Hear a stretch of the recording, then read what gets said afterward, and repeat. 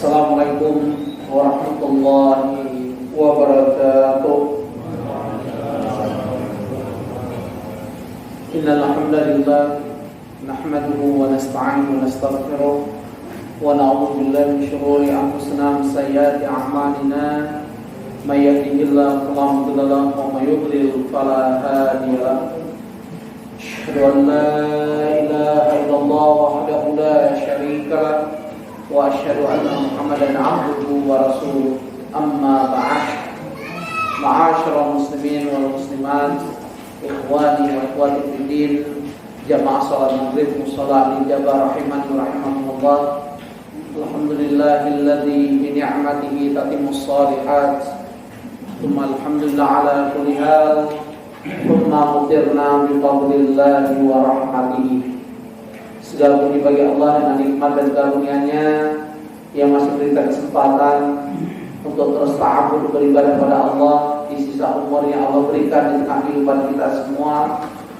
Semoga umur yang Allah berikan ini mendatangkan rahmat dan ridha Allah untuk kehidupan kita semua. Dan kita sudah mempelajari pertemuan yang lalu bahwa hakikatnya ajal kita sudah ditetapkan oleh Allah ketika kita dalam kandungan ibu kita masing-masing 4 bulan. Tapi ternyata ajal, rezeki, amalan, masa depan kita apakah sa'idun am syaqiyun, masa depan cerah atau sebaliknya masa depan suram, ternyata sesudah kita pelajari bisa dirubah dengan 4 amalan. Masih ingat ya? Pertama apa? Kekuatan doa. Kedua, amal soleh. Ketiga, sedekah. 4, silaturahmi. Ayo, saya mengajak diri saya dan keluarga besar jamaah sholat ijabah, amalkan 4 itu. Dan di antara orang yang husnul khatimah dalam hadis Muslim, idza aradallahu khairan ista'malahu.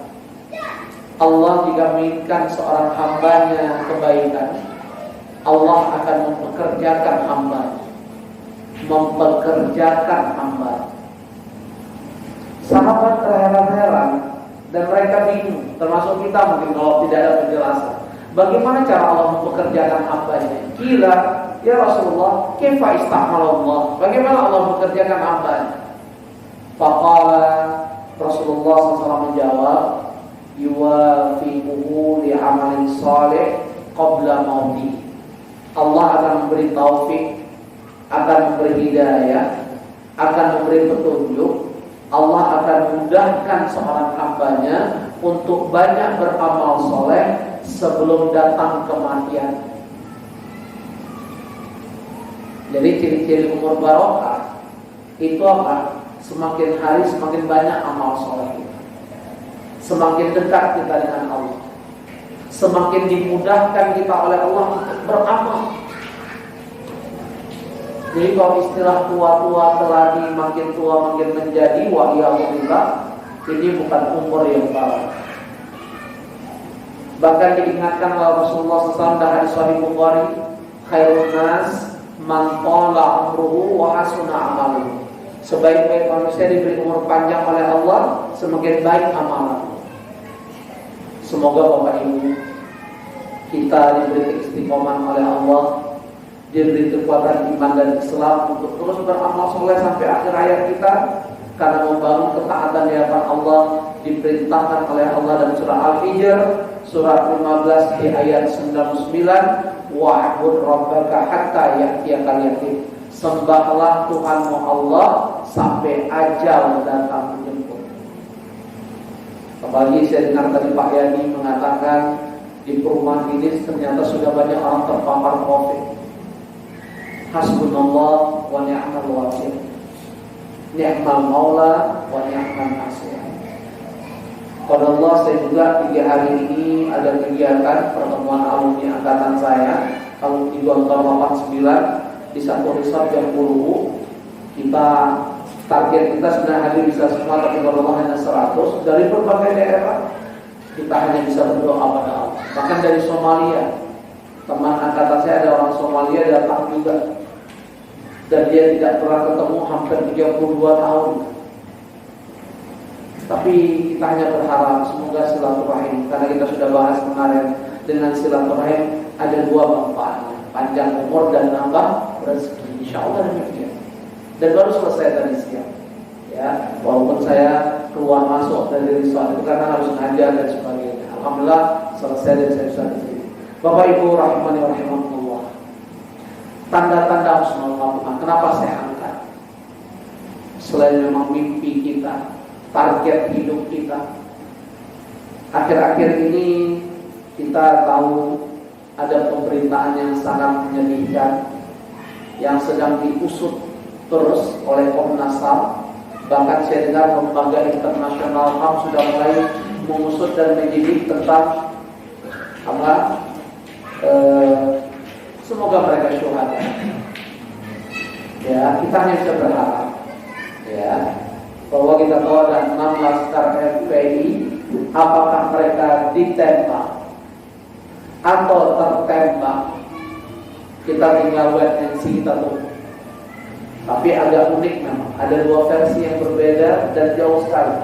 Mana yang benar? Kita serahkan pada Allah yang Maha Tahu kebenaran. Semoga Allah mengungkapkan kebenaran lewat hamba-hambanya yang masih punya kredibilitas untuk menegakkan kebenaran. Dan Rasulullah SAW sudah ingatkan kita ada 7 nasihat kepada Abu Dzar Al-Ghifari. Dan untuk kita semua diantaranya apa? Qulil haqqa walau kana murran. Katakan yang hak walaupun pahit. Pertanyaannya, apakah semudah itu orang ingin menyampaikan kebenaran tapi resikonya jabatannya hilang? Kira-kira gimana? Itu pertaruhan. Nah, kita mendapatkan viral video, foto ya, ketika salah seorang laskar FPI itu tersenyum ketika meninggal. Bahkan senyumnya sangat sumringah. Ada yang mengatakan ini fakta. Bahkan orang lain memandikan jenazah itu katanya bau harum. Kita sebagai hamba Allah dan saudara beriman, karena itu saudara kita, mari kita berhusnuzon, berbaik sangka. Karena ketika kita berbaik sangka kepada saudara kita yang telah diwafatkan oleh Allah, itu salah satu menjadi syafaat penolong untuk si mayit sendiri.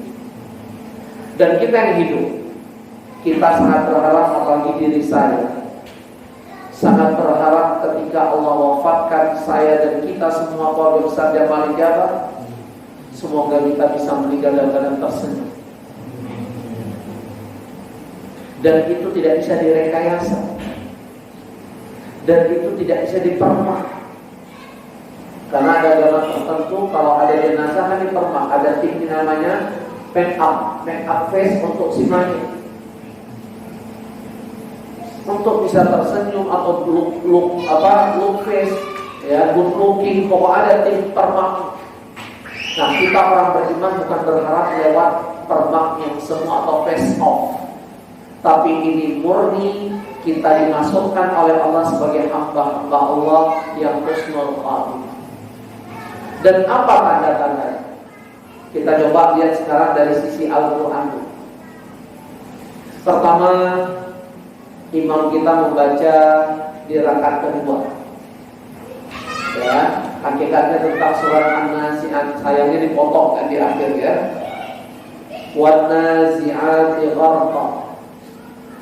Ketika nyawa seseorang dicabut oleh malaikat yang namanya malaikat maut, ingat, malaikat pencabut nyawa berdasarkan Al-Quran dan hadis sahih namanya malaikat maut, bukan bernama Israel. Selama ini yang dipahamkan kan malaikat pencabut nyawa Israel. Pas ditanya dalilnya apa, nggak ada. Dan Al-Quran tak pernah menyatakan ada Israel, termasuk dan hadis sahih. Allah dan Rasulnya menyebutkan malakul maut. Wan-nazi'ati gharqa. Ketika wa'iyadzubillah kita bertawab kepada Allah, berlindung kepada Allah, ketika nyawa seseorang disentak, dicabut nyawa dengan sekuat-kuatnya oleh malaikat maut. Dan para malaikatnya Allah tidak punya belas kasihan. Syidadun ghilawun la ya'suna ma amarallah. Mereka tidak pernah punya belas kasihan. Mereka sangat bengis dan kasar. Dan ini mereka yang dicabut nyawanya wa'iyadzubillah dalam keadaan bengis dan kasar, malaikat mau mencabut nyawanya, mereka yang su'ul khatimah. Bahkan Allah jelaskan lagi di surat Al-An'am surat ke-6 ayat 93. Surat ke-6 ayat 93. Bagaimana proses orang yang sakratul mautnya dalam keadaan su'ul khatimah. Silakan surat 6 ayat 93.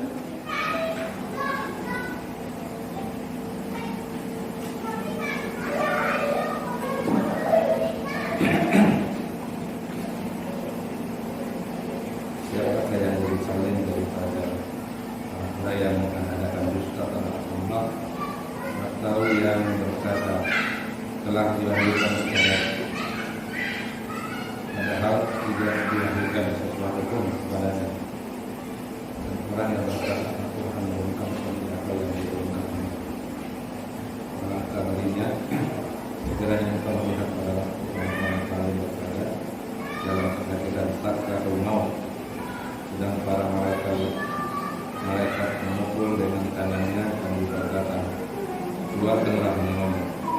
Pada hari ini kamu akan dibalas dengan azab yang sangat menghinakan, karena kamu mengatakan terhadap Allah perkataan yang tidak benar, dan karena kamu mengatakan diri terhadap siapa yang orang-orang yang berbuat zalim, orang-orang yang sombong, orang-orang yang selalu berdusta, orang-orang yang mengingkari ayat-ayat Allah, siap-siap mereka ini matinya nanti sangat mengerikan.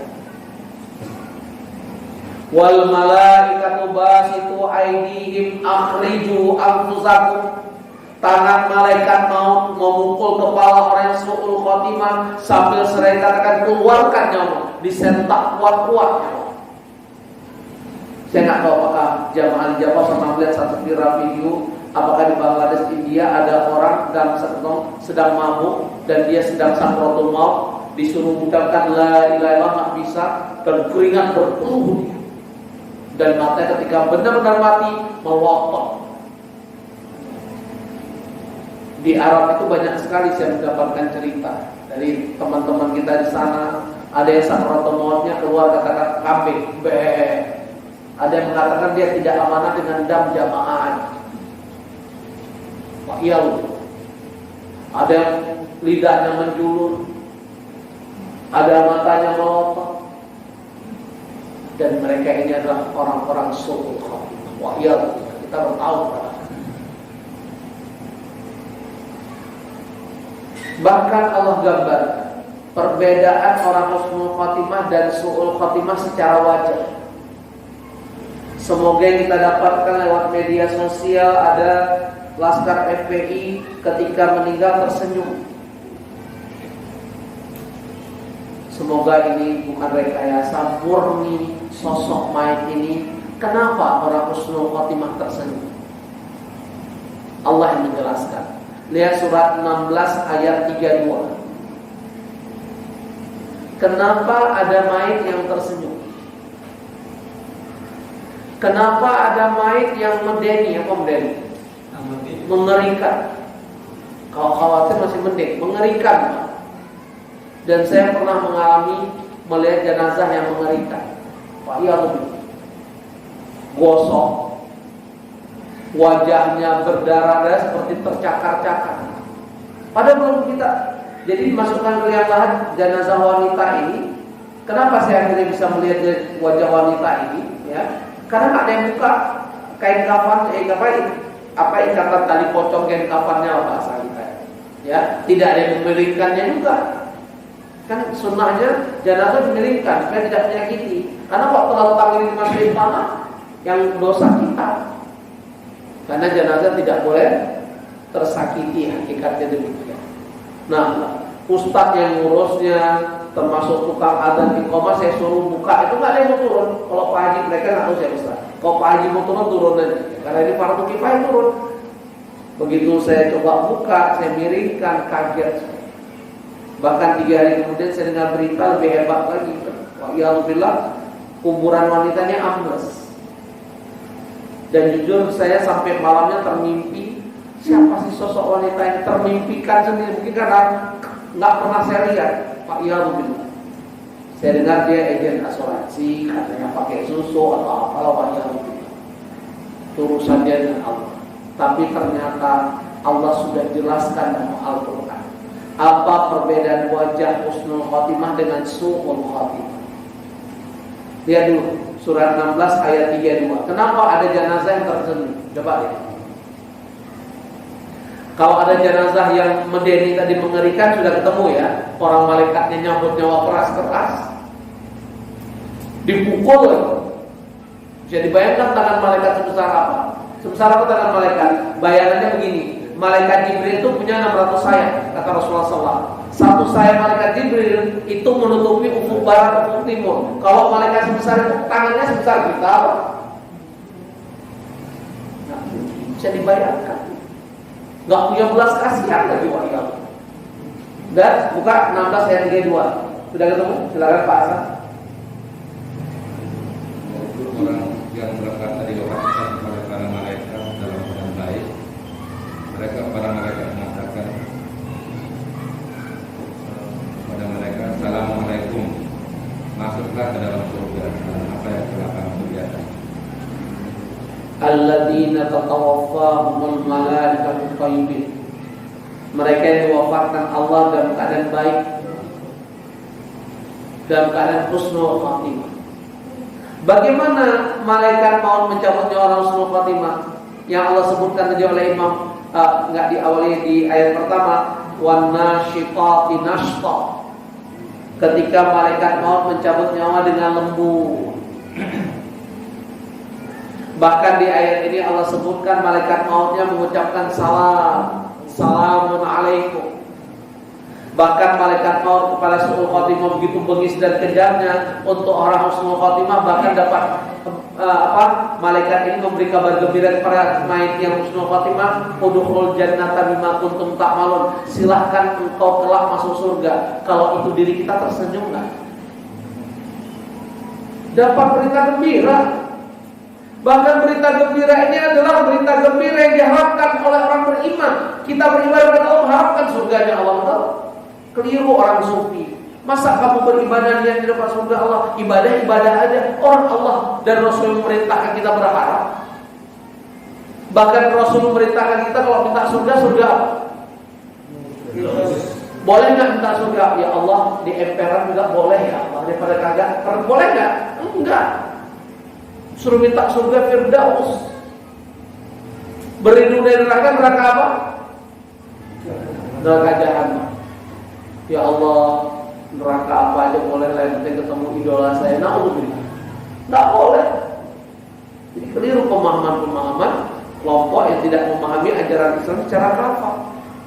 Nah, ikhwani fiddin rahiman wa rahimakumullah, coba bisa bayangkan. Kenapa ada jenazah tersenyum? Wajar dia tersenyum. Malaikat mautnya cabut nyawanya pakai salam pelan-pelan.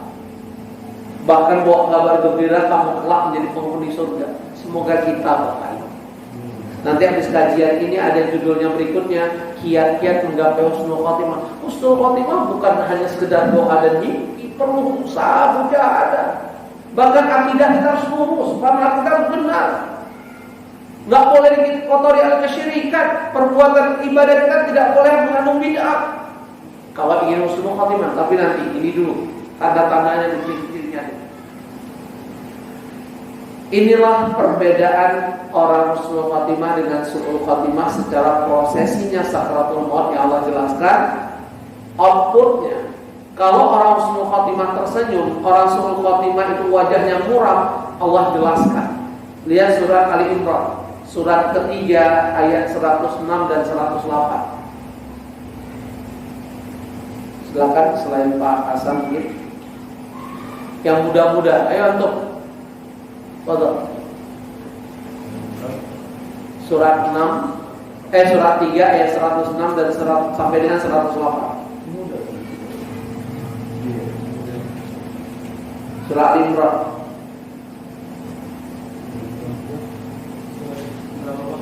surat 3 Ali Imran 106 sampai dengan 108. Pada hari itu ada wajah yang putih berseri dan ada pula wajah yang hitam muram. Adapun orang-orang yang berwajah hitam muram, kepada mereka dikatakan, mengapa kamu kafir setelah beriman? Karena itu rasakanlah azab disebabkan kekafiran itu. Dan adapun orang-orang yang berwajah putih berseri, mereka berada dalam rahmat Allah atau surga, mereka kekal di dalamnya. Itulah ayat-ayat Allah yang kami bacakan kepada kamu dengan benar. Dan Allah tidaklah berkehendak menjadikan siapapun di seluruh alam, di seluruh alam. Ya. Jadi ada perbedaan memang. Bahkan tadi imam kita baca kata pertama, innalil muttaqina mafaza, hadariqa wa a'naba, wa qawa'iba atraba, wa ka'san dihaqa, la yasma'una illa fiha lagwa wala kidzaba. Itulah gambaran orang yang beriman dengan orang yang wa'iyahudillah mereka melakukan kemaksiatan dalam hidup. Mereka menyia-nyiakan umur yang Allah berikan, tidak membangun ketaatan di hadapan Allah, tidak terus meningkatkan amal solehnya. Wa'iyahudillah. Sudah bisa kita pahami perbedaan orang husnul khatimah dan su'ul khatimah. Kenapa ada wajah tersenyum? Karena mereka membawa amal soleh dalam hidupnya ketika berhadapan dengan Allah. Makanya Allah ingatkan Bapak Ibu, bekal yang terbaik menghadap Allah bekal apa? Bekal apa? Takwa. Lihat surat Al-Baqarah, surat kedua ayat 197. Surat kedua ayat 197.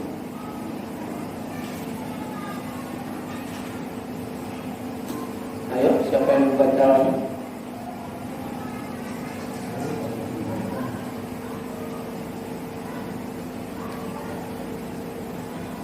Surah Al-Baqarah. Ya, kita percepat saja deh. Watazawwadu fa inna khairaz zadi taqwa. Berbekalah sebaik-baik bekal adalah takwa. Apa itu takwa? Jalankan perintah Allah, jauhi larangan-larangan. Inilah diantara penjelasan dari Allah Subhanahu wa taala dalam Al-Qur'an perbedaan orang husnul khatimah dan su'ul khatimah. Kenapa orang husnul khatimah? Karena dia banyak beramal dalam hidup. Tadi diawali oleh hadis riwayat Muslim. Allah juga menginginkan kebaikan pada diri hambanya, Allah pekerjakan hambanya. Bagaimana cara Allah pekerjakan hambanya? Allah memberi taufik hidayah, memberi petunjuk orang ini untuk beramal soleh sebelum kematian. Makanya pentingnya terus kita mujahadah, sungguh-sungguh dalam beramal. Pentingnya istiqomah dalam beramal. Innamal a'malu bil khawatim. Karena yang sangat menentukan diri kita kelak di hadapan Allah akhir perjalanan kehidupan kita. Apakah kita sedang beramal soleh ketika Allah cabut nyawa, atau wa'iyahulillah kita sedang lalai di hadapan Allah. Karena dalam surah Al-Imran ayat 102 kita hafal, Allah sangat berharap, Allah memerintahkan kita ketika ajal datang, wala tamutunna illa wa antum muslimin. Sekarang kita lihat apa ciri husnul khatimah berdasarkan hadis sahih dari Rasulullah SAW. Yang pertama, orang husnul khatimah itu tandanya, kata Rasulullah SAW dalam hadis Abu Daud dan kata Syekh Albani ini hadisnya sahih. Di akhir hayatnya ini orang mengucapkan la ilaha illallah. Siapapun di antara kita atau saudara-saudara kita di akhir hayatnya dia ucapkan la ilaha illallah, apa jaminannya? Surga. Sebagaimana sabda Rasulullah SAW, man qala fi akhir hayatihi la ilaha illallah dakhala jannah, dia akan masuk surga. Barang siapa di akhir hayatnya dia mampu mengucapkan la ilaha illallah, maka orang ini akan masuk surga. Kita coba kembangkan. Kita disunahkan Bapak Ibu, ketika ada saudara kita atau keluarga dekat kita sedang menghadapi sakratul maut, kita disyariatkan, diperintahkan, disunahkan untuk mentalkinkan calon mayit. Apa itu talkin? Apa itu talkin? Talkin. Membimbing, menuntun. Karena tidak harus dibisikkan, boleh juga agak keras sedikit, ya. Jadi talqin itu adalah menuntun, membimbing calon mayit ini. Apalagi iblis beserta CS-nya sudah bersumpah di hadapan Allah. Bagaimana yang namanya kita itu akan terus digoda sampai akhir hayat, sehingga kita ini tidak bisa berucap la ilaha illallah, sehingga kita benar-benar termasuk golongan mereka. Makanya ada satu doa yang diajarkan Rasulullah SAW, yang mau catat silahkan, hadis riwayat Muslim. Allahumma inni a'udzubika ayyatakhabbatani syaitan indal maut. Saya ulangi, Allahumma inni a'udzubika ayyatakhabbatani syaitan indal maut. Ya Allah, aku berlindung kepada Engkau dari godaan syaitan ketika aku menghadapi sakratul maut. Menunjukkan apa? Syaitan ini kerja siang malam, bahkan ketika kita dalam keadaan sakratul maut terus digoda. Dan ingat, kita udah pelajari bulan lalu, kekuatan doa bisa merubah takdir tadi kan? Banyak berdoa. Kita udah belajar bulan lalu bagaimana dalam surat Ghafir, surat 40 ayat 60 Allah ingatkan orang yang enggak berdoa mereka yang sombong. Jadi saya ajak Bapak Ibu usahakan salah satu doa ketika sujud, baca doa. Bahkan ada satu doa yang diajarkan Allah dalam surat Yusuf. Coba lihat surat 12 ayat 101. Surat 12 surat Yusuf ayat 101. Allahumma tawaffani musliman walhiqni bis-shalihin. Udah apa belum? Allahumma tawaffani musliman walhiqni bis-shalihin. Coba lihat surat Yusuf. Surat 12 ayat 101. Pak Yani, tolong. Artinya Ya, artinya. Tuhanku, sesungguhnya Engkau telah menganugerahkan kepadaku sebagai kekuasaan dan telah mengajarkan kepadaku sebagian takwil mimpi. Wahai Tuhan, pencipta langit dan bumi, Engkaulah pelindungku di dunia dan di akhirat. Wafatkanlah aku dalam keadaan muslim dan gabungkanlah aku dengan orang-orang yang soleh. Tuh, ayo Bapak Ibu usahakan hafal. Sesudah hafal praktekkan, khususnya ketika sujud. Kita berharap ajal Allah mencabut nyawa kita ketika sujud. Karena ketika kita sujud berarti kita sedang mentaati Allah beribadah. Indah sekali. Bagaimana jamaah kita ketika di Masjidil Haram Allah wafatkan sedang sujud, sangat dimuliakan jenazah ini di sana. Sangat diistimewakan. Di dunia sudah dapat istimewa, bagi di akhirat kan Allah. Ya. Jadi talqin itu ucapannya sering seolah-olah mengatakan la ilaha illallah Muhammadur Rasulullah. Dengan alasan Ustaz paketnya lebih lengkap. Ada juga yang mengatakan talqin itu Ustaz kasihan si calon mayit kalau terlalu panjang nanti enggak bisa dia ucap. Jadi cukup Allah, Allah, Allah. Maka terjawab di hadis. Termasuk dalam hadis Sahih Bukhari, ketika Abi Thalib menghadapi sakratul maut, apa perintah Rasulullah SAW pada pamannya Abi Thalib? Qul ya ammi la ilaha illallah kalimatan usyhidu laka indallah. Ucapkan wahai pamanku la ilaha illallah, nanti kalimatnya aku bersaksi untukmu di hadapan Allah. Yang kita tahu termasuk dalam hadis tersebut dijelaskan faqad aba Abi Thalib. Abi Thalib enggan mengucapkan kalimat. Jadi perlu saya ingatkan sekali lagi, cukup lafaz talqin kepada si mayit la ilaha illallah, tidak perlu ditambah Muhammadur Rasulullah dan tidak perlu didiskon Allah Allah. Yang kedua, kaidah kedua berkaitan dengan yang bisa mengucapkan la ilaha berkaitan dengan yang mentalkinkannya, tapi ini semua berkaitan dengan amal soleh si calon mayit. Apa buktinya? Nggak ada hubungan dengan tukang talkin. Apa buktinya? Setingkat Rasulullah SAW nggak bisa membimbing paman.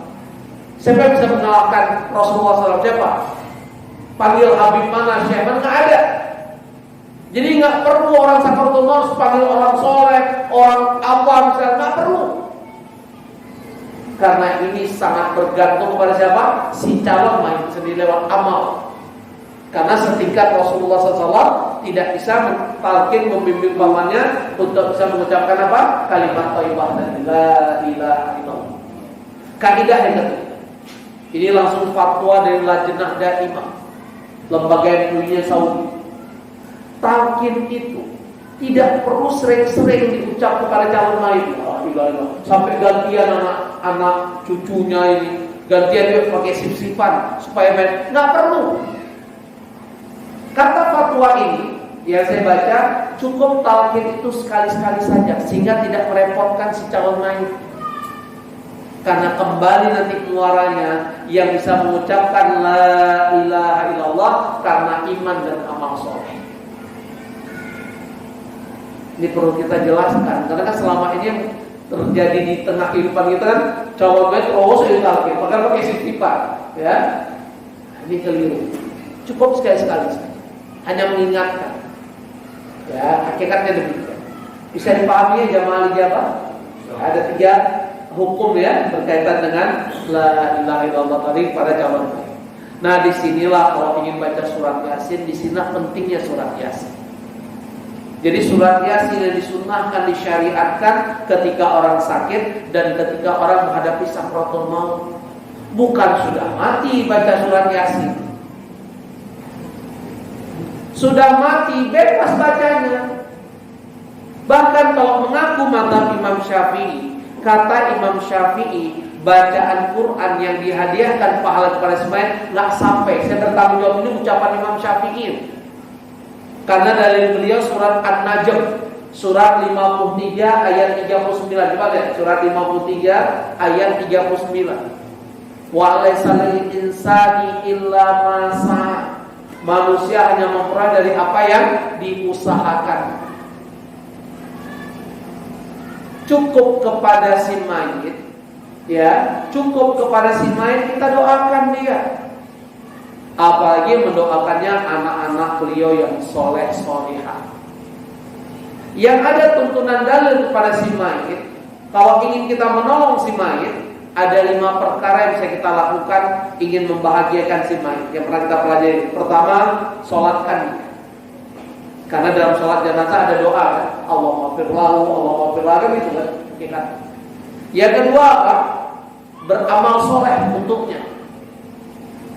Anak soleh, semua pahala anak soleh itu selain mengalir kepada anak soleh, juga otomatis mengalir kepada kedua orang tua. Al-waladu ala kasbi abihi. Anak itu tergantung usaha dari ayahnya. Makanya penting kita berjuang sampai Allah wafatkan kita. Harus kita didik anak kita soleh-soleh.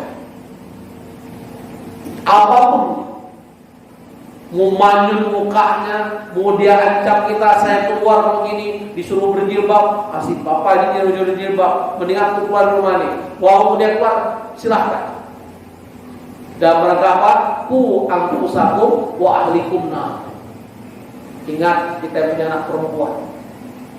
Bisa kita didik anak kita. Berawal 3 orang anak wanita dididik menjadi wanita solehah, tiket surga orang tua.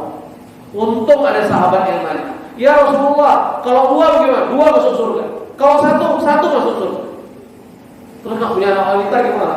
Anak laki jadi bukan anak soleh. Waladun salihun yad'una. Nggak punya anak bagaimana? Berarti berbuat baik kepada kaum muslimin supaya doakan. Allah maghfir lil muslimina wal muslimat. Karena kita ini dia.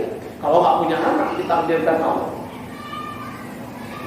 Semoga yang pertama ini bisa kita pahami tentang ucapan la ilaha illallah termasuk kepada mayit. 5 perkara apa tadi? Pertama sholatkan, yang kedua amal soleh, yang ketiga tunaikan wasiat si mayit dan bayar hutang-hutang.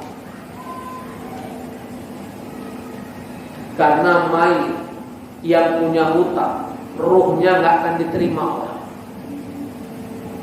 Bahkan saya baca satu kaidah, mayit yang hutangnya tidak dibayar oleh seorang pun termasuk ahli warisnya, walaupun tidak dibayar oleh ahli warisnya, maka kebaikan amal soleh si mayit itu akan terhapus dalam rangka menunaikan hutang. Berat sekali hutang. Bagaimana Rasulullah SAW digambarkan tidak mau mensolatkan orang mayit yang punya hutang, sampai ada yang menjamin baru beliau sholat. Jangan sembarang berhutang. Hidup apa adanya, hidup pandai bersyukur. Jangan tong kosong nyari bunyinya. Nggak mampu beli, ya sabar. Ada saat. Yakinlah dengan pemberian Allah. Al-Ghani, Al-Mughni, Ar-Razzaq, itu seterusnya. Makanya semua kita pentingnya menghafal Asmaul Husna. Salah satu fadilah bisa menghafal Asmaul Husna, syukur-syukur memahami dan mengamalkannya, kita akan dijauhkan dari azab neraka. Gimana anak soleh? Udah hafal belum Asmaul Husnanya? Belum, ayo. Anak Ustaz kemarin yang 4 tahun Fatih, kita beri challenge tantangan, kalau hafal Asmaul Husna liburan. Alhamdulillah karena dibuat tantangan jadi hafal. Jadi anak-anak begitu dimotivasi. Ya, kita demikian. Nah, satu hal yang saya sampaikan, kalau kita meminta anak kita soleh, yang harus kita tanya dulu, kita udah soleh belum? Jujur Bapak Ibu, kan anak saya ada yang masuk kutab Al-Fatih, ada yang pesantren. Dengan melihat mereka lebih banyak menghafal Quran, termotivasi saya. Mampu rasanya. Ya, karena anak soleh lahir dari apa? Orang tua yang soleh. Walaupun tidak mutlak, karena Nabi Ibrahim alaihissalam lahir dari ayah yang membuat patung. Fadhal, muadzab dulu silakan. Bismillah, kita lanjutkan. 5 amalan yang sangat membantu mayit. Kalau kita ingin membahagiakan mayit, baik itu orang tua kita atau handetolan kita. Tadi udah sholatkan, kemudian amal soleh. Yang ketiga tunaikan wasiat dan bayar hutangnya. Yang keempat apa? Bersilaturahim kepada kaum kerabat. Jadi kalau kita masih punya paman, bibi, silaturahim, karena itu sangat membantu orang tua kita. Ya. Dan yang terakhir, bersilaturahim kepada handetolan, rekan kerja atau teman-teman mayit. Itu ternyata itulah 5 amalan diajarkan Rasulullah SAW dan Sahih Muslim yang sangat membantu mayit. Ada pun yang kita lihat hari ini sangat bertentangan, sangat jauh dengan petunjuk Allah dan Rasul. Beli air mawar, siram, ya ada mubazir, segentong 1 ton 1 trailer siram air mawar apa membuat mayit thank you very much, jazakallah khairan. Nggak ada manfaat, ya ada mubazir. Dan itu tasyabbuh. Coba lihat orang-orang di luar Islam. Kalau mereka datang ke kuburan, rangkai bunganya bertabur kan. Lihat orang-orang di luar Islam di Pulau Dewata sana, bagaimana mereka perlakuan mayit. Ya tabur-tabur begitu. Datang kita tasyabbuh. Pada Rasulullah SAW sudah ingatkan kita, man tasyabbaha biqaumin fahuwa minhum. Barang siapa perbuatan menyerupai suatu kaum, dia bagian dari kaum tersebut. Kita ikut-ikut. Perintah baca Quran bukan di kuburan, di rumah. Hakikatnya demikian, la taj'alu buyutakum maqabira. Jangan jadikan rumahmu seperti kuburan. Apa artinya? Digambarkan di ibarat kuburan senyap dari amal-amal ibadah. Diperintahkan banyak beramal soleh itu di rumah. Mendatangkan malaikat rahmat, mendatangkan ridha Allah, juring-juring setan kabur dari rumah. Apalagi kalau dibacakan surat Al-Baqarah, tahu kita. Terbolak-balik kita hari. Ya Allah, kuburan sebagai ibrah. Tadinya dilarang oleh Rasulullah SAW, kuntu nahitukum an ziyaratil qabri, aku larang kalian untuk ziarah kubur, ala fazuruha. Kenapa saat itu dilarang? Karena dikhawatirkan terjadi perbuatan syirik. Akidah sahabat belum terlalu kuat, maka dikhawatirkan terjadi apa? Kesyirikan. Ala fazuruha. Kemudian dicabut kelarangan dengan perintah Rasulullah SAW, silahkan kalian ziarah. Untuk apa? Jadikan pelajaran. Kafa bil mauti wa'idha. Cukuplah kematian saudara sebagai pelajaran. Hari ini kuburan jadi apa? Tempat curang. Menjelang Ramadan dia bawa makanan, dia makan di situ. Dengan alasan wisata rohani, ada aja sekarang. Ya, ini yang terjadi. Sekarang yang kedua. Ciri yang kedua orang husnul khatimah. Ternyata ketika seorang husnul khatimah ketika wafat keluar keringat di kening. Bukan karena kepanasan. Dan ini ada hadis ternyata dari Rasulullah SAW yang meriwayatkannya bukan satu orang, banyak banget ini. Ya.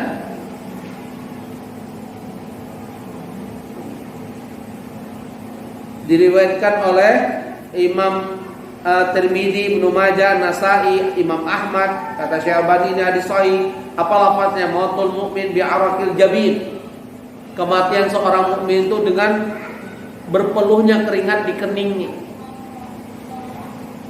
Ulama mengatakan kenapa orang husnul khatimah berpeluh? Itu bisa menjadi kafarah penghapus dosa dan juga diangkat derajat. Ada ulama mengatakan kenapa orang beriman itu sampai berpeluh keningnya, berkeringat keningnya, karena dahsyatnya hakikatnya sakaratul maut. Bukankah setingkat Rasulullah SAW minta sejenak berhenti? Padahal beliau sangat dekat dengan Allah.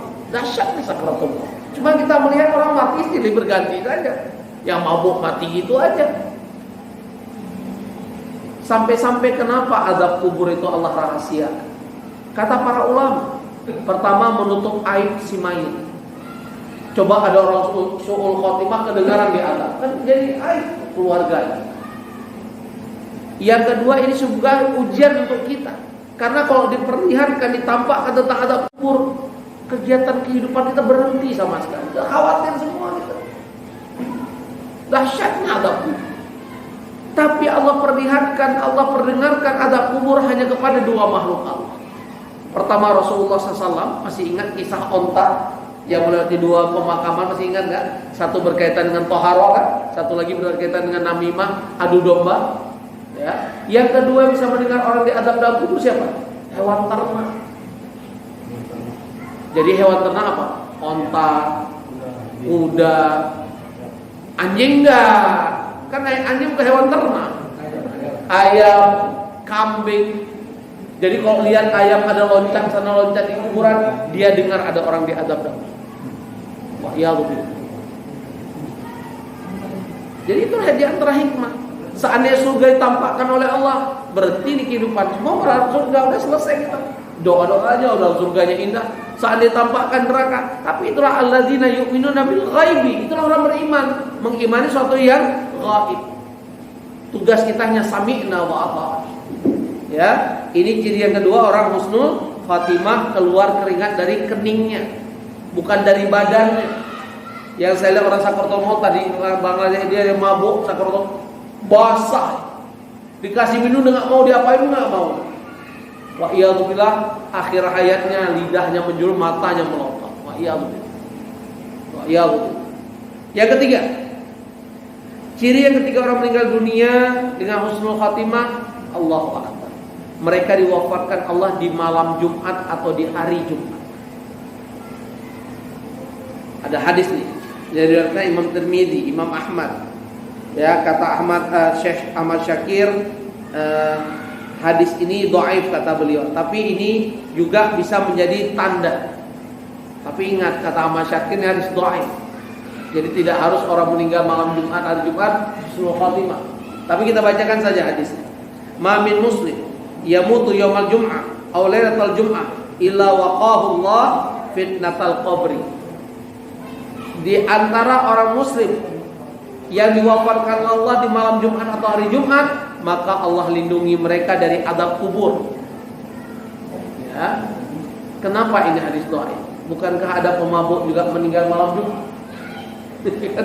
Kan demikian ya. Jadi tidak ada jaminan juga. Jadi kembali pada amal soleh.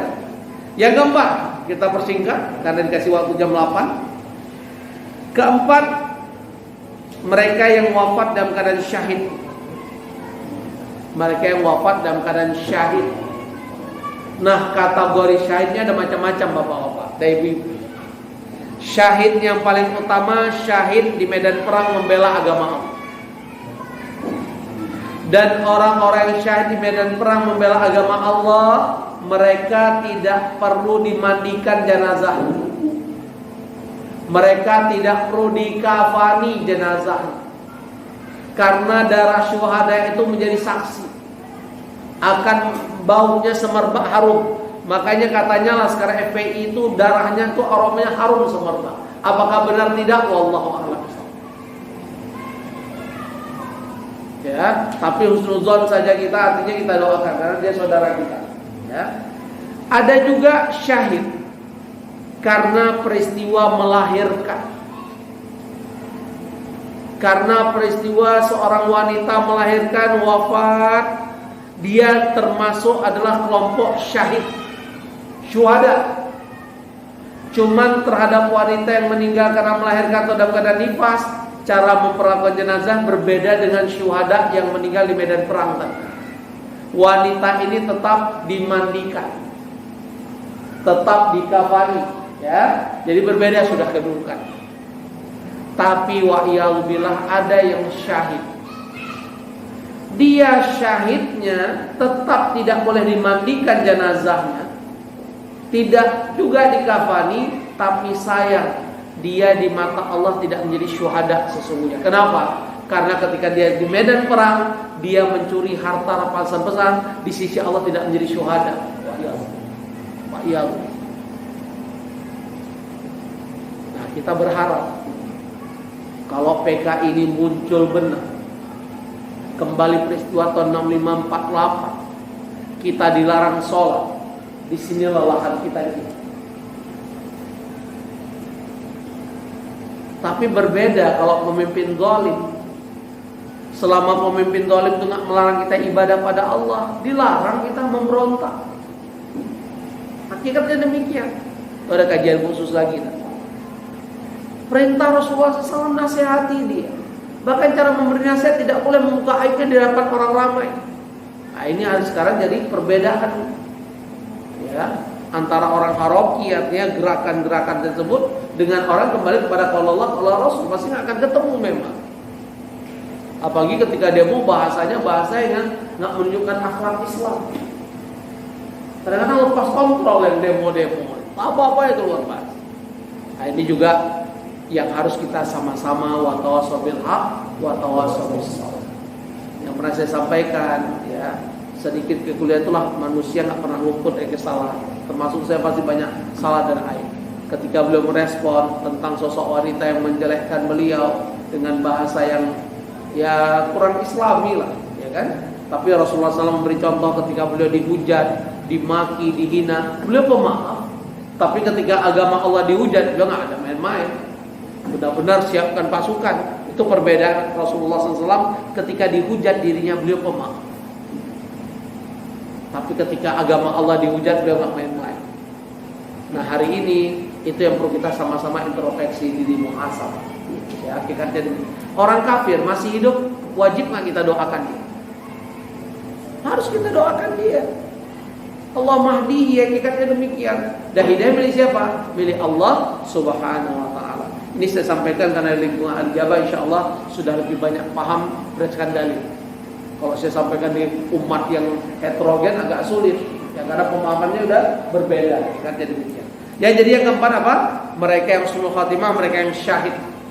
Syahid yang paling utama, syahid membela agama Allah di medan perang.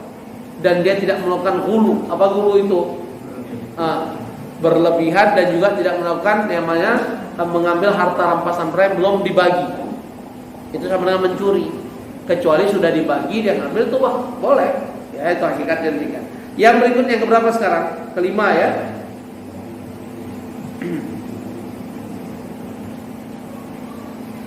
Kelima, khusus bagi wanita, ia meninggal saat nifas atau meninggal saat sedang hamil.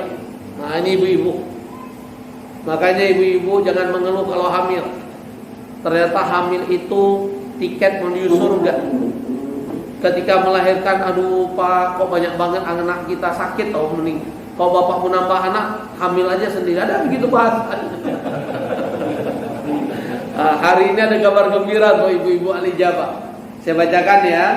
Wal mar'atu ya yaqtuluha waladiha jam'an jama'u syahadatu yajurruha waladiha bisararihi ilal jannah. Masyaallah. Wanita yang dibunuh anaknya, artinya melahirkan dan dia meninggal, wanita ini masuk golongan syahid dan anak itu akan menariknya dengan tali pusarnya ke surga. Allah. Kan semua anak yang dilahirkan ada tali pusar tuh. Dengan tali pusar ibunya ditarik ke dalam surga Allah. Kalau ibunya ridho. Ini baru hamil ketahuan positif hamil udah ngamuk-ngamuk. Gara-gara bapak sih. Ini gak dapat pahala bu. Ya, hakikatnya demikian. Terus yang keenam. Ini hadis sahih kata Syekh Albani. Mati karena begal, hartanya ingin dirampas orang lain. Jadi menarik hadis. Saya juga ketika mempelajarinya. Jadi orang yang meninggal karena begal. Dan kita ternyata dalam syariat diperintahkan boleh mempertahankan harta kita, hifzul mal wa hifzun nafas, menjaga jiwa kita, termasuk menjaga kehormatan diri kita dan keluarga kita. Ya, jadi ada seorang bertanya, ya Rasulullah, ketika aku datangi perampok, apa yang harus aku lakukan? Perintah Rasulullah SAW, pertahankan harta. Tapi perampok ini ingin membunuhku, lawan dia. Aku yang terbunuh ya Rasulullah, berarti engkau mati syahid. Dia nanya lagi, kalau perampok yang terbunuh, kamu dapat pahala. Allah. Saya bacakan ini, bukan saya ngarang. Ya.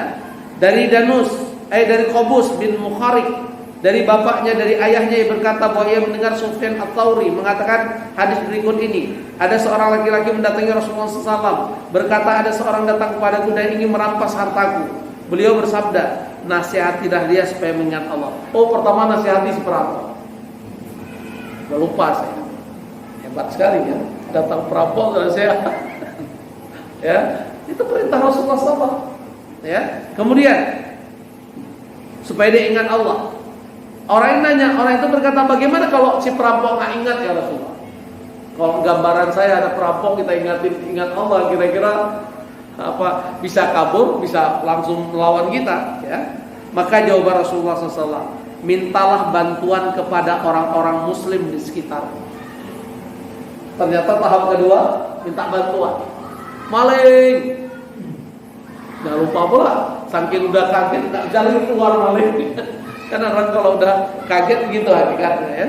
Berikutnya, tahap ketiga. Orang itu menjawab, bagaimana kalau tak ada orang muslim di sekitarku yang bisa menolong? Apalagi di zaman kalau perumahannya terlalu elit, nggak mau tahu. Lo mati aja. Ingat nggak kasus pengusaha yang dibekap perampok dengan pembantunya di kamar mandi meninggal semua? Masih ingat nggak kasus itu? Pada ada CCTV. Bawa mas, pakai satpam, pakai pagar tinggi, kok bisa? Coba ya itu terjadi. Karena apa? Terlalu elit, nggak ada saling peduli. Maka pentingnya kebersamaan. Ya, hakikatnya demikian. Berikutnya, kenapa Pak?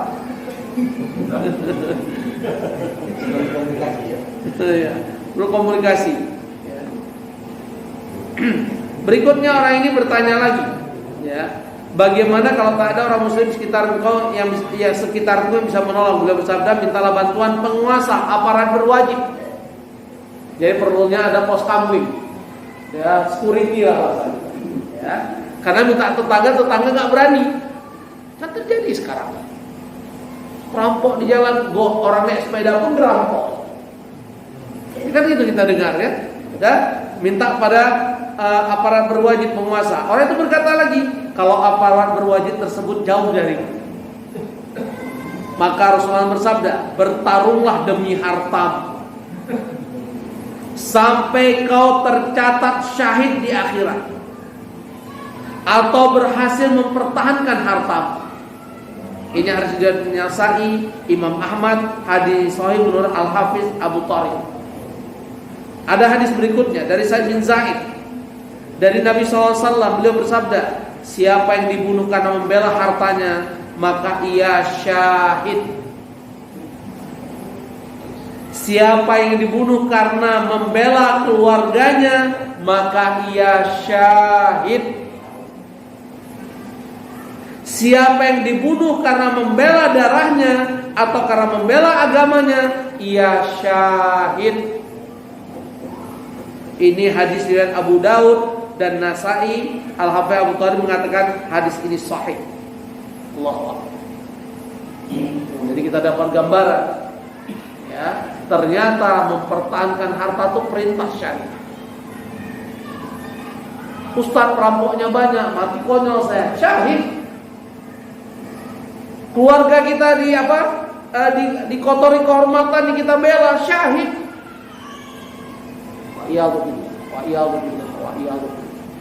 kita berharap tidak terjadi kasus ini di tengah keluarga kita. Tapi secara hukum kita sudah dapat jawab. Pentingnya kita belajar memang bela diri itu perlu syariat. Memanah, berkuda, pokoknya jadi al-mu'minul qawi khairun minal mu'minid dhaif. Sosok mukmin yang kuat lebih dicintai oleh Allah daripada mukmin yang membeli, lemah. Lihat parangnya udah gemetar. Ustaz, saya nggak bisa Ustaz lihat hewan kurban gemetar. Gimana ini jadi mujahid? Kata demikian. Ustaz, saya mau dagingnya aja. Kalau suruh lihat darah ini, gimana mau jadi sosok mujahid? Nah. Yang keberapa sekarang? Ketujuh. Meninggal karena sedang riba. Apa artinya? Menjaga perbatasan negara. Ya, kalau ada di sini tentara dapat tugas membela tanah air, niatnya karena Allah, kita dengarkan dalilnya. Ternyata mereka bisa syahid di jalan Allah, menjaga wilayah perbatasan di jalan Allah Taala. Dan Salman Al-Farisi radhiyallahu anhu, Rasulullah SAW bersabda, berjaga-jaga sehari semalam di daerah perbatasan lebih baik daripada puasa beserta sholat malamnya selama 1 bulan. Ya kan, main-main ini tugas mempertahankan negara, apa membela agama Allah. Lebih baik daripada orang sholat puasa sebulan. Terus seandainya ia meninggal, maka pahala amalnya yang telah ia perbuat akan terus mengalir dan akan diberikan rezeki baginya, dan ia terjaga dari fitnah. Ini malah hadis riwayat Muslim, hadis sahih. Allah. Ya, pentingnya kita punya kekuatan secara ilmu bela dan sebagainya. Hakikatnya demikian. Yang ke-8, meninggal dalam keadaan melakukan amal soleh. Allahu Akbar. Ini yang hakikatnya innamal a'malu bil khawatim. Sesungguhnya seseorang itu tergantung dari akhir. Dan pentingnya kita istiqomah dalam beramal soleh. Dari Hudzaifah dari mana berasal? Dari Yaman. Nanti kalau ketua DKM ingin saya bawa Dr. Syaraf yang saya pernah cerita, orang Yaman, S1 sampai S3 beliau dari Madinah, beliau ahli tafsir, dan kalau mendengar suara beliau percis kayak Imam Sudais. Dan beliau nggak jauh dari sini, tinggal di PPI. Ketika kapan hari libur, nggak ada penterjemah, saya menerjemahkan. Kan tanggal 25 Desember libur tuh, kalau mau 1 Januari kan libur kan, Pak Ketua. Ya, silakan foto.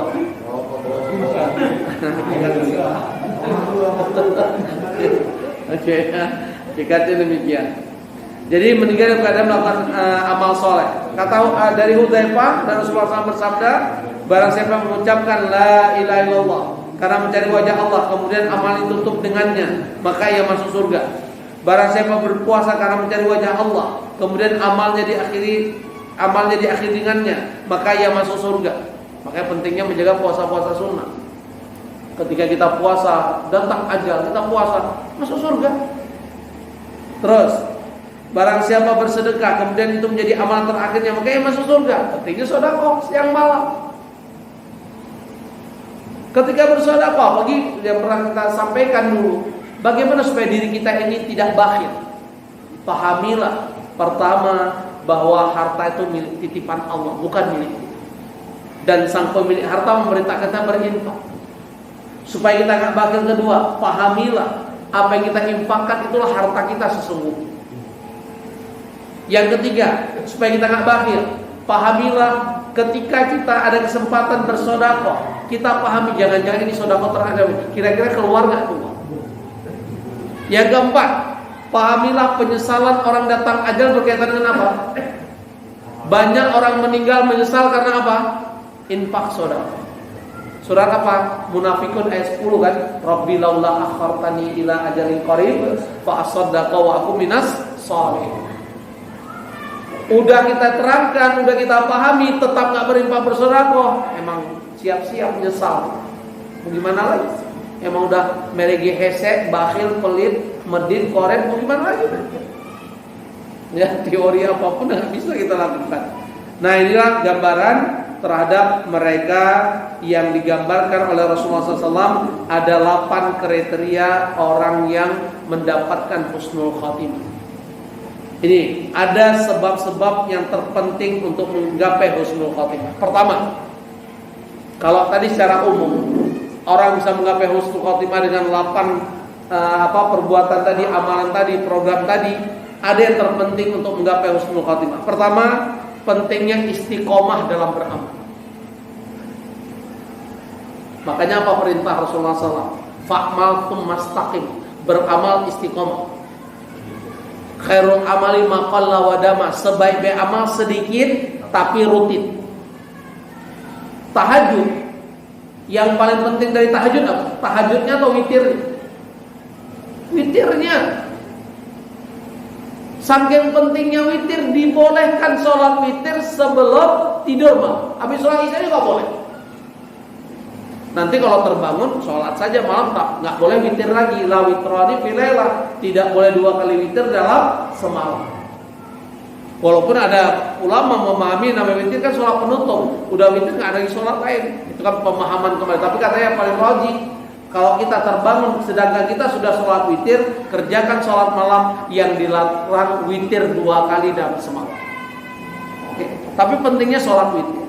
Masih ingat kisah ketika Rasulullah SAW bertanya pada 2 sahabat mulia, "Hei Abu Bakar, kapan engkau sholat witir?" Di awal malam ya Rasulullah.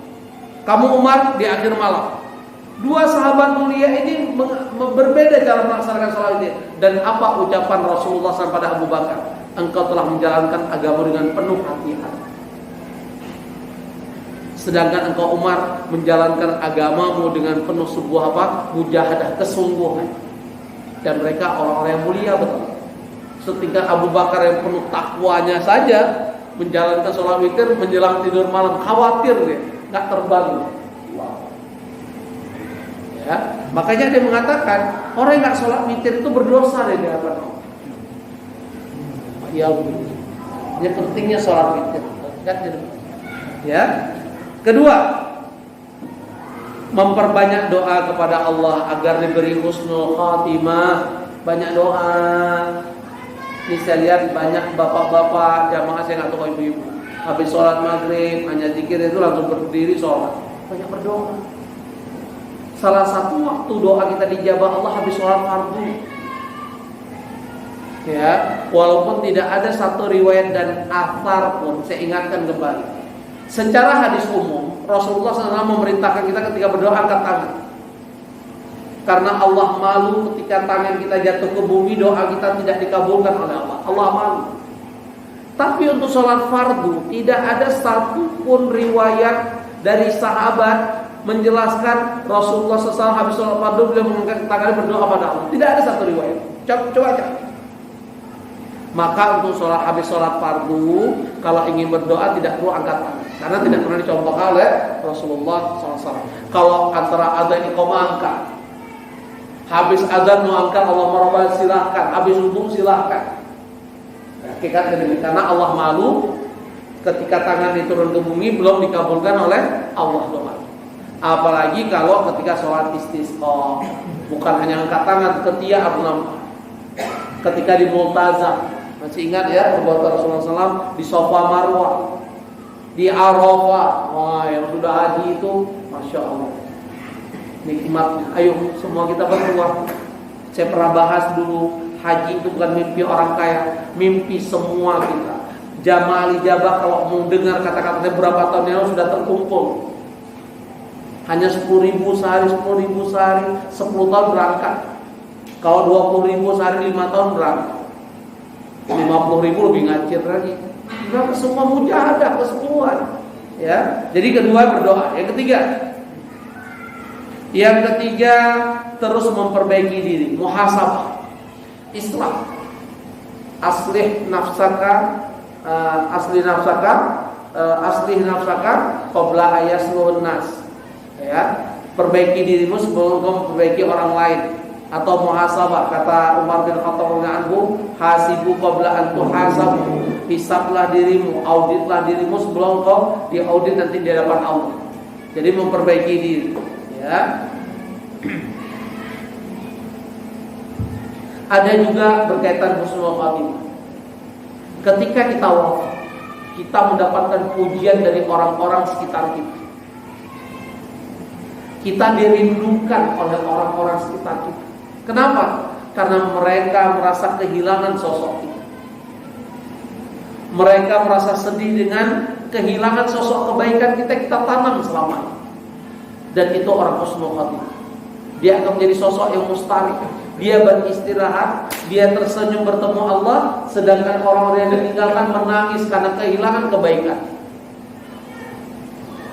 Kita bacakan hadis Rasulullah SAW. Yang kalian puji kebaikannya maka wajib baginya surga. Jadi ada 2 mayit. Satu mayit lewat di hadapan Rasulullah SAW. Rasul mengatakan wajib. Sehingga sahabat-sahabat bertanya, ya Rasulullah, apa yang engkau ucapkan tentang wajib? Dia wajib surga karena dia memiliki kebaikan dan orang-orang yang ditinggalkan memuji dia akan kebaikan. Mayit lain lewat lagi, wajib. Sahabat nanya, kok ini wajib juga ya Ustaz? Dia wajib neraka karena dia penuh dengan kejelekan, penuh dengan keburukan. Ketika dia meninggal, orang bukan sedih, senang. Kok nggak dari dulu aja lo mati? Wah iya lo. Jadi ternyata kebaikan itu yang kita tanam sekarang. In ahsantum li anfusikum wa in asatum fala. Apa yang kita tanam kebaikan kepada keluarga kita, lingkungan kita, teman-teman kita.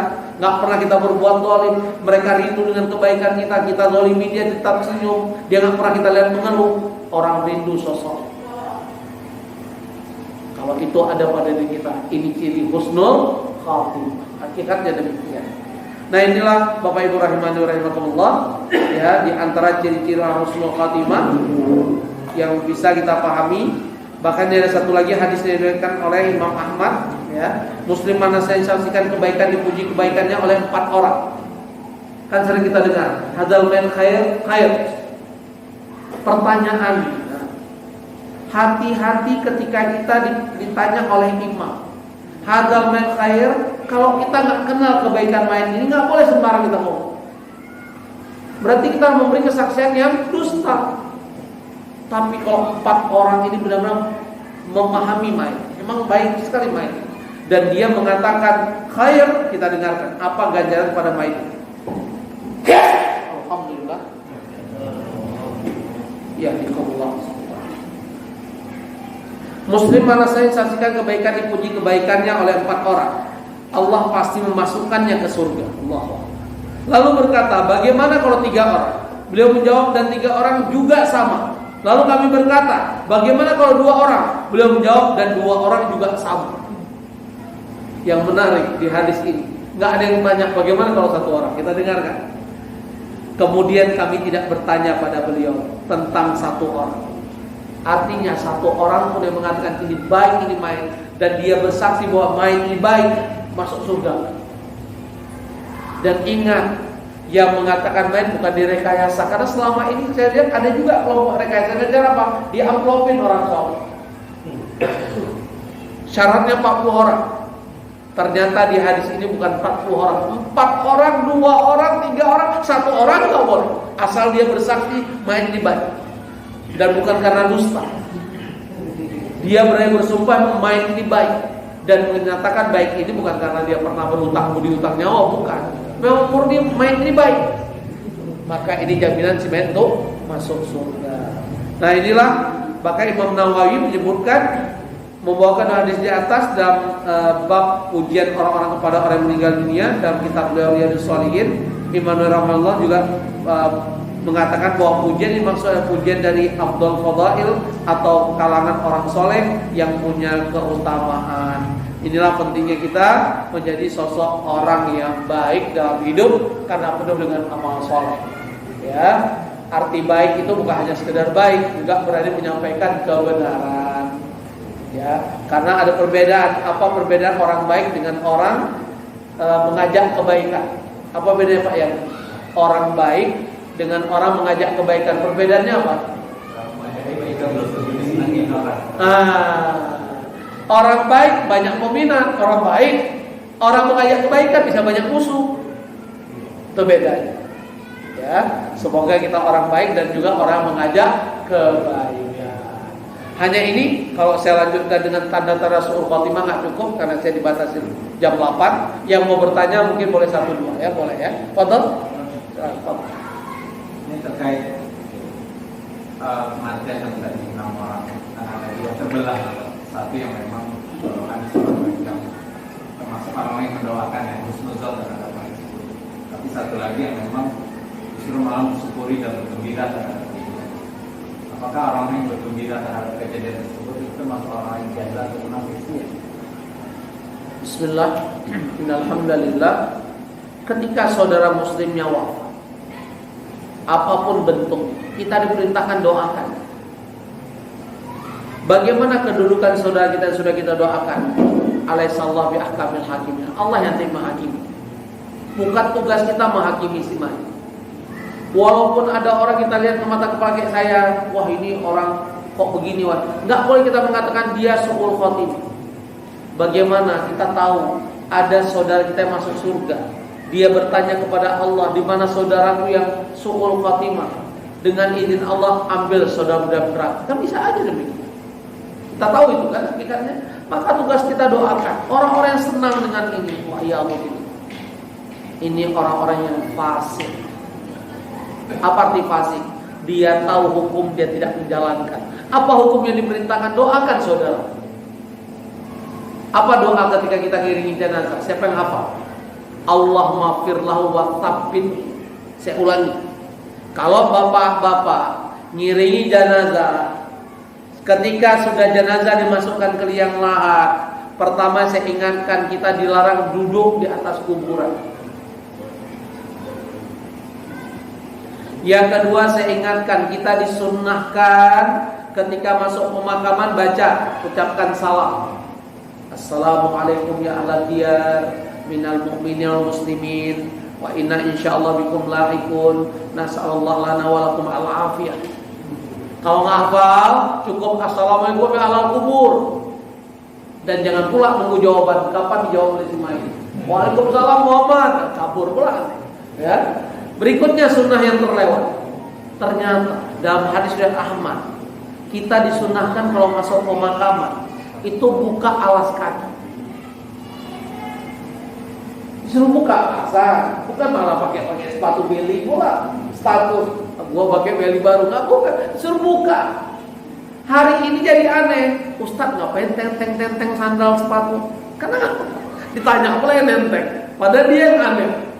Ya, kecuali ada udzur syar'i, lagi asam urat misalnya, takut ketusuk duri. Ustadz pemakamannya jorok banget, nanti ada duri, ada beli itu lain. Lagi ada udzur namanya. Tapi secara sunnah kita masuk pemakaman disunahkan lepas alas kaki.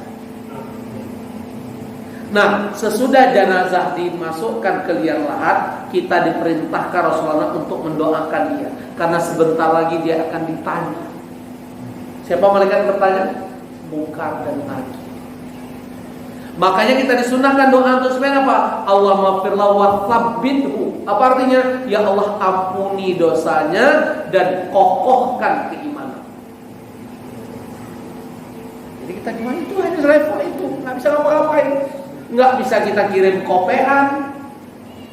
Saya bilang kopean apa? Saya pernah melihat jenazah, saya pikir apa? Di dada-dada kok banyak kali tulisan. Begitu saya astagfirullah. Pertanyaan malaikat Munkar Nakir, jawabannya dikasih kopean. Marabbuka qul rabbi Allah. Terus ada juga orang mentalkinkan di atas jenazah, kan ada ustaz-ustaz yang nggak paham itu. Si mayit udah dimasukkan, datang di si ustaz. Ya mayit, idza sa'ala malaika marobuka kur, mayit Allah Allah kan gitu kan? Nggak ada hubungan. Si mayit ini bisa jawab karena iman dan amal solehnya. Maka perintah Rasulullah, doakan dia, tsabbithu. Beri dia kekokohan untuk bisa menjawab, supaya dia tidak tergelincir dengan pertanyaan malaikat bukan lagi. Hanya itu saja. Sebenarnya bisa, yang menentukan dia bisa menjawab amal dia, bukan karena kita. Ya, hakikatnya demikian. Nah, inilah Pak Yani dan kita semua, pentingnya kita memahami agama, sudah paham amal, bukan sebaliknya kita menentang dengan ajaran Allah dan Rasul. Husnudzon saja, ya, memang akan terjadi. Ini kan udah politis, udah kemana-mana, udah semakin kacau negara ini. Apalagi ada target bagaimana kita dibuat Suriah jilid 2. Makanya kalau undang orang Yaman, tanya beliau bagaimana Yaman hancur. Sedih sekali memang. Karena Houthi kan, Yaman itu kan sekarang yang menguasai Houthi. Padahal Yaman itu digambarkan oleh Rasulullah SAW dan Sahih Bukhari yang memahami tentang agama ini, min faqihidin al-Yamani, yang sangat memahami agama itu orang Yaman. Tapi hari ini Yaman hancur beratnya. Habib-habib ini dari Yaman, Hadrul Maut. Cuman habib-habib kita kelahiran dari Indonesia, Empang, Petamburan. Ini yang saya bawa nanti kalau diundang dokter saya, Habib Murni, kelahiran dari Yaman. Tapi Habib mengenal sunnah. Ya terserah lah DKM punya ini, ya. Saya cuma mengajar. Ada lagi satu lagi? Ya, Pak. Yang meninggalkan Islam. Itu sampai kalau nggak bayar ya. Sejauh mana amal itu hilang atau hilang semua? Ya tergantung. Kalau hutangnya banyak, terus orang yang merasa punya uang dari dia merasa terzalimi, bisa habis amalnya. Itu disebut orang muflis. Dia merasa beramal, ketika di akhirat nanti dihisab, dia merasa mana amalku ya Allah. Karena amalnya sudah hilang, di antaranya apa? Untuk bayar hutang. Mereka yang berhutang, kalau enggak boleh berhutang secara syariat cuma kebutuhan pokok. Rasulullah SAW bagaimana pernah berhutang menggadai ke baju besinya orang Yahudi untuk beli makanan, bukan untuk status. Nah, ini harus kita pahami. Ayo, Bapak Ibu, saya mengajak di sini kita semua, hindari hutang. Kalau kita terbebas hutang, enak sekali. Nggak menjadi terhina dunia akhirat. Hidup apa pada manusia? Kecuali benar-benar ada kebutuhan yang hidup. Ustaz, pinjamin uang saya 1 juta, kalau nggak besok bayar sekolah anak saya dikeluarkan. Itu kebutuhan. Pak Hasan, bantu saya 1 juta, anak saya harus masuk rumah sakit bayar. Kalau benar itu kebutuhan. Ya. Tapi Pak Hasan pinjamin saya 1 juta, saya mau beli motor, mengganti aksesorisnya. Oh, kebangetan. Itu contoh demikian. Jadi memang berat sekali hutang, berat sekali dengan kezaliman pada orang lain. Ya, hati-hati. Masih ingat nggak kata Rasulullah SAW? Ada 3 golongan. Ibadah mereka, sholat mereka nggak akan diterima oleh Allah walau shibran, walaupun sejengkal. Masih ingat nggak 3 golongan? Siapa yang bisa jawab? Saya traktir makan soto Betawi, cepat.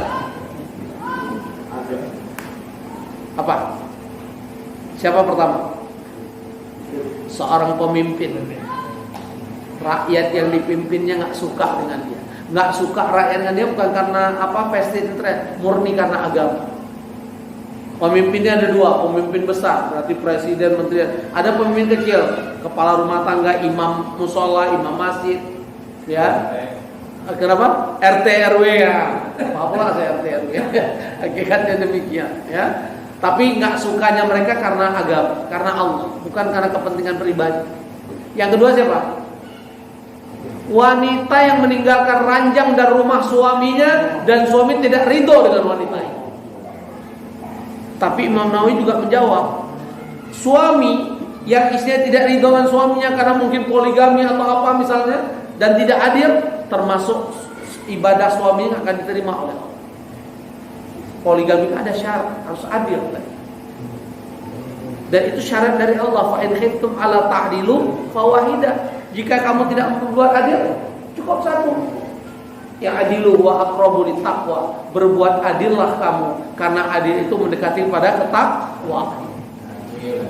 Adil. Oke. Kata orang-orang yang kepingin, Ustaz, bagaimana kita mau tahu adil kalau belum coba? Ada aja bahasanya. Udah wes ketok di kepala. Udah ketahuan bahasanya. Dan itulah gambarannya, ya, berkaitan dengan pertanyaan Bapak. Banyak nanti orang muflis. Bahkan Allah ingatkan, banyak orang mengaku beramal, ternyata tidak menjadi amal soleh di hadapan Allah. Bukan surah Al-Kahfi, surat 18 ayat 103 dan 104. Ternyata orang yang paling merugi nanti di hadapan Allah siapa? Mereka merasa beramal, tapi amal tidak menjadi amal soleh di hadapan Allah. Kenapa? Karena tidak ikhlas dan ittiba. Ini yang paling bahaya. Coba lihat. Qul hal nunabbiukum bil akhsarina a'mala. Katakanlah, maukah kami beritahu siapa orang yang paling rugi amal perbuatan di dunia? Siapa mereka? Kata Allah di Al-Kahfi 104, alladzina dhalla sa'yuhum fil hayatid dunya. Mereka yang sia-sia amal perbuatan di dunia, wa hum yahsabuna annahum yuhsinuna sun'a. Sedangkan mereka beranggapan mereka telah berbuat baik. Padahal baik itu belum tentu benar. Kebenaran itu kalau Allah, kalau Rasul, kalau sahabat, bukan kalau kiye, kalau syekh, kalau itu bukan. Itulah yang paling bahaya. Ngeri kan? Tahukah kamu orang yang paling merugi, kata Allah? Innal insana lafi khusr, cuma rugi. Ini yang paling merugi, al-sarina amal. Ya lebih hakikatnya demikian. Saya pikir cukup ya. Lewat jam 8, mohon maaf atas kelebihan waktu. Fastabiqul khairat. Insyaallah tema berikutnya kiat-kiat menggapai husnul khotimah. Karena husnul khotimah nggak bisa cuma cukup doa, nggak bisa cuma bermimpi, harus ada kiat. Ya, ada 10 kiat, banyak pula 10 kiat. Kita akhiri saja dengan doa para majelis. Subhanakallahumma bihamdika, asyhadu an la ilaha illa anta, astaghfiruka wa atubu ilaik. Al-afwu minkum. Assalamualaikum warahmatullahi wabarakatuh.